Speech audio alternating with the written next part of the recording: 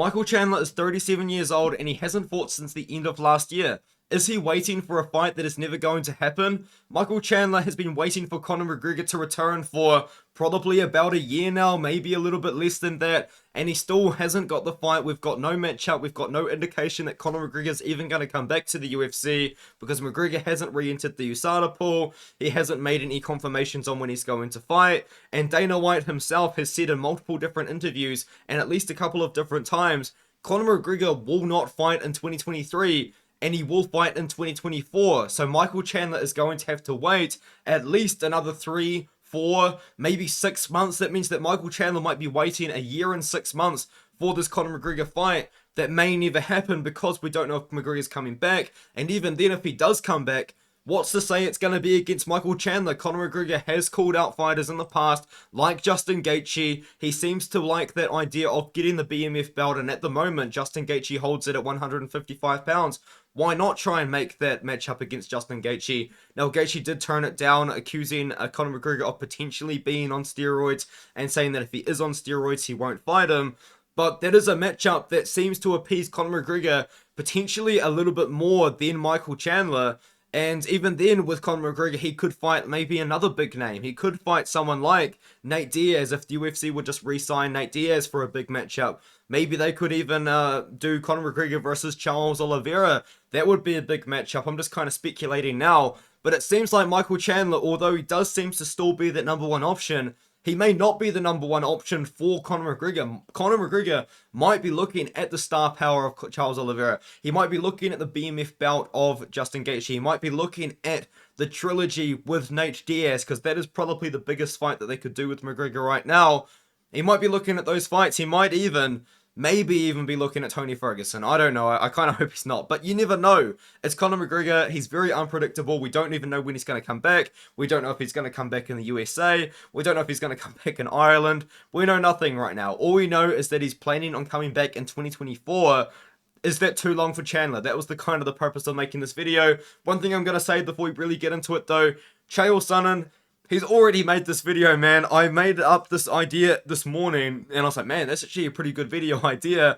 And I did a little bit of a Google just in a rush, because I'm in a rush to get into a physics lab, and no one had done it. And I just minutes before recording this video, I was like, okay, just double check so you can give credit if someone else has made it. And of course, Chael Sonnen's already done it. I've never seen that video. I still haven't seen the video, but I do want to say this isn't the most original idea. Unfortunately, I wish it was, because I come up with it this morning, but shout out to Chael Sonnen, he beat me to it. But now let's get into the content of what I wanted to say, because Chandler, he's 37, and the thing about Michael Chandler is I don't see Michael Chandler fighting for that much longer, and I don't see him fighting that many more times either. He's 31 fights into his pro career, he's 37, he's taken a lot of damage, especially since coming into the UFC, where he had that fight with Charles Oliveira. He got hurt in the second round.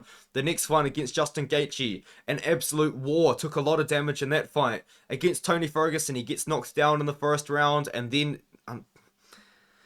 he knocks out Tony Ferguson, unfortunately. And then against Dustin Poirier, you know, Poirier beat him up pretty good as well. That was also a war. It was a good scrap, and even then, it's not even like UFC's career, because he had an entire career in Bellator. You could even make an argument that Michael Chandler's prime wasn't even in the UFC. Michael Chandler's prime was in Bellator when he was 30, 31 years old, winning belts and doing all sorts of other things in that other promotion.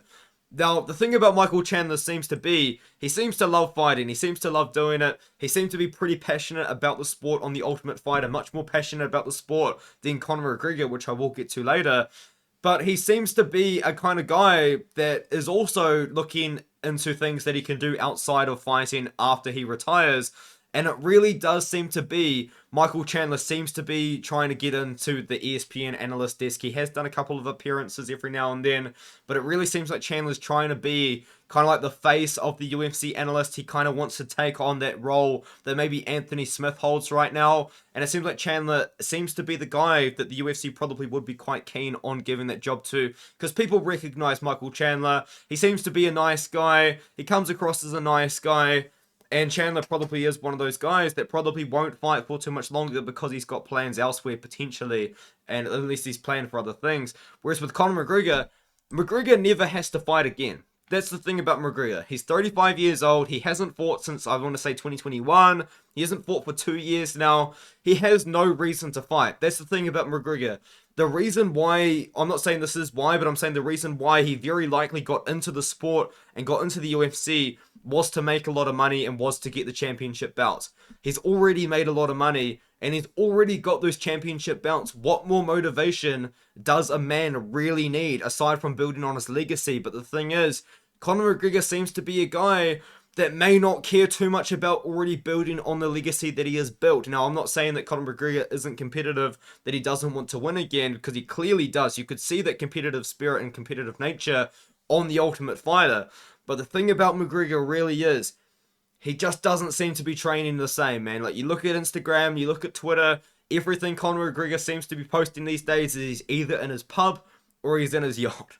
He's not in the gym, he's not training every day. Maybe he is and everything else is a front, but he does not seem to be the exact same guy that was coming up, the guy that was fighting for that second belt, the one that was trying to reclaim the belt, the one that was trying to defend against Khabib. He doesn't seem to have that exact same amount of motivation to fight anymore, and I just don't see Conor McGregor coming back and fighting Michael Chandler anytime soon. Dana White said it's in 2024. I'm telling you, dude, USADA, maybe they can get an exemption there. Maybe Chandler can agree to an exemption there. I'm sure there will potentially be money involved if that is the case. But man, like, the thing about McGregor is, what is he doing right now? We cannot predict what Conor McGregor is up to right now. We've got no idea what he's doing. All we know is that Michael Chandler seems to be still pretty willing to fight Conor.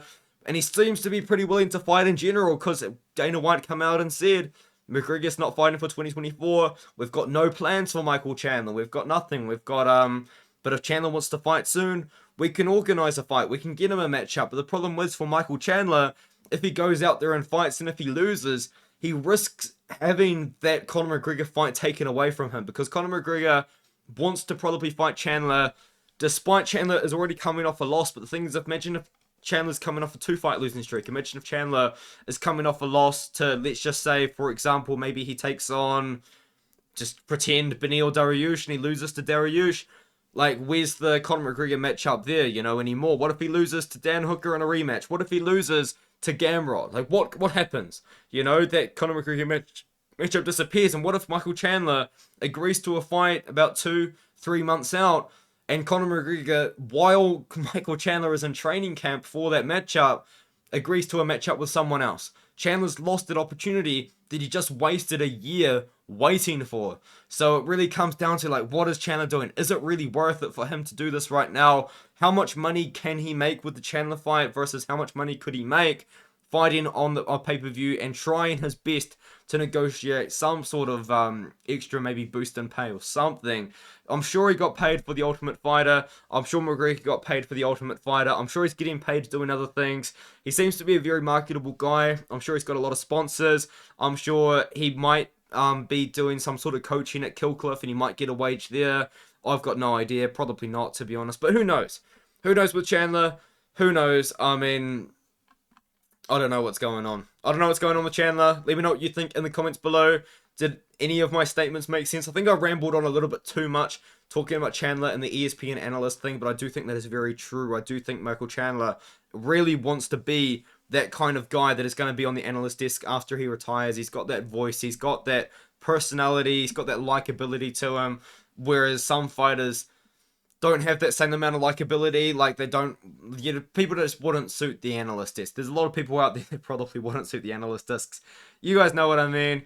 And with all that being said, yeah, I'll see you guys in the next one. Let me know what you think of this video. Just kind of put out a little bit of content, you know, while there's no UFC on. So hopefully you guys are enjoying it. My video about the welterweight seems to do pretty good. So thank you guys so much for watching that. And thank you guys so much for watching this one. If you haven't already, please do subscribe. And I'll see you guys in the next video.